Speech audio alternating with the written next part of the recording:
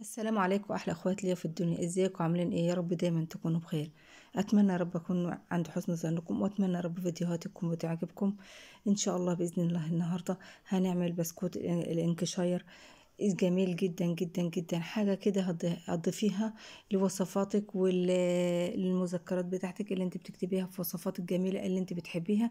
الوصفات الجميله جدا، نواعم العيد تحفه والله، جميل جدا جدا جدا. حاجة كده بين الغريبة وبين البسكوت، حاجة تحفة، خيال خيال بإذن الله. هنسمي الله ونبدأ ونصلي على الرسول عليه أفضل الصلاة والسلام. بس لو فضلا وليس أمرا، قبل ما نخش الفيديو، لو سمحتوا ممكن تعملوا له لايك عشان القناة بتاعتنا تستمر بإذن الله. واللايكات يا جماعة هي اللي بترفع الفيديو، من فضلكم اللايكات هي اللي بترفع الفيديو. أول حاجة معانا بسم الله الرحمن الرحيم. معايا نص كوباية من السمنة الخليط، او اي سمنة انت حباها مش هيفرق معاه خالص، بس نوعية السمنة نضيفها بتفرق جدا في العجين. تمام. هنبدأ نضربها بالمضرب كويس جدا كده، مع ربع سكر، مع ربع كوباية سكر بودر. ممكن نضربها بالمضرب السلك بس هتاخد معانا وقت شوية. تمام. معايا بيضة واحدة وكيس فانيليا بريحة البرتقال، مخلي ريحة البسكوت تحفة، ريحته جميلة جدا، ريحة البرتقال دي. هضربه كويس جدا جدا جدا لحد ما البيضة بتاعتنا تختلط.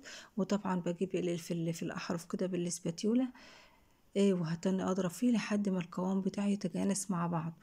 تاني خطوة معايا ربع كوباية ذرة الملح ديت أساسي. معايا دلوقتي ربع كوباية من النشا. تمام. وربع كوباية، ربع معلقة من البيكنج باودر. تمام. هخلط المكونات مع بعض. ودلوقتي معايا كوباية مليانة من الدقيق. دلوقتي هخلط بالاسباتيولا كده، وهبدأ استخدم ايدي. يعني هو مبيحبش عجن ومبيحبش اي حاجة خالص. يعني مسافة بس والله حاجة تلت ساعة تلت ساعة هتكوني عجنة وخبزاه بإذن الله.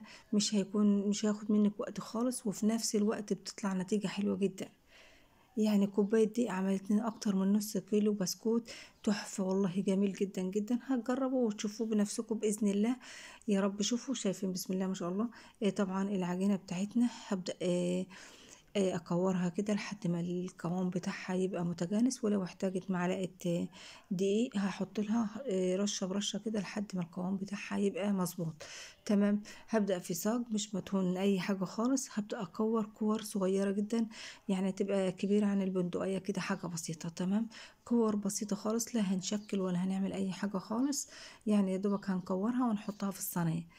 بالنسبة للتسوية بتاعة البسكوت الانكشاير، حاجة بسيطة خالص.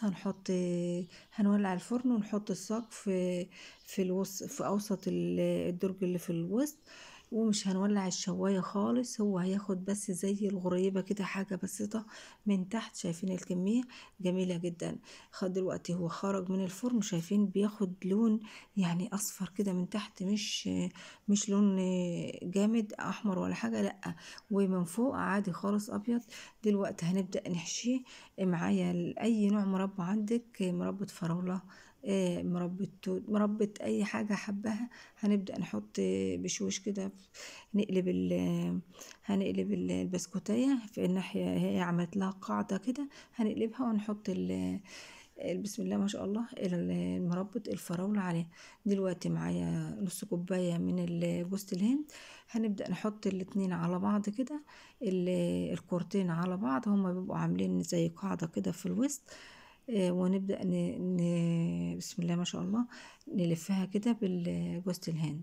شايفين والله جميل جدا جدا، شكله حتى شكله جميل ورقيق وبسيط. وشايفين حضراتكم الفيديو ما خدش مننا اي حاجه خالص، ولا وقت ولا مجهود. هتشكلي كده وانت واقفه في المطبخ، ولو انت بتعملي اي حاجه في الفرن هتطفي الشوايه وتحطيها على الرف الاوسط. مش هياخد منك اي وقت خالص، مجرد بس هي 10 دقايق 15 دقيقة بالكتير خالص، وتكوني مخلصاه مسوياه. هتسيبيه طبعا يبرد يهدى. حابة تشكليه على طول بعد ما يهدى شكليه، حابة تشكليه قدام قبل العيد او ليلة العيد، مفيش اي مشكلة خالص، يبقى جاهز معاكي. طبعا هتحفظيه في علبة جواها كيس بلاستيك، تغطيه كده من فوق وتقفلي العلبة عليه كويس جدا. شايفين ما شاء الله ولا قوة الا بالله، كمية حلوة جدا. بكوباية واحدة دقيق، شايفين ما شاء الله ولا قوة الا بالله، حلو جدا جدا جدا. هتضيفيه للمخبوزات بتاعتك بتاعت العيد، هيشرفك. جميل جدا، ناعم جدا زي